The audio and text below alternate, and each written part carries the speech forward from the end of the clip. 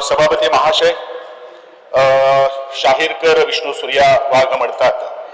अनंत ऊर्जा घेऊन इतली सळसळते माती, दर्यावरून आले शिवाजी खडग घेऊन हाती, दुर्वाटीच्या बंदरावरती चरण स्पर्श केला, तेथून राजा फोंड्यामधल्या किल्ल्याशी आला, चहूबाजूने वेढा घालून केली तटबंदी, किल्ल्यावरची रसद तोडली युद्ध होई जंगी, 3 महिने युद्ध चालले तुंबळ घनघोर,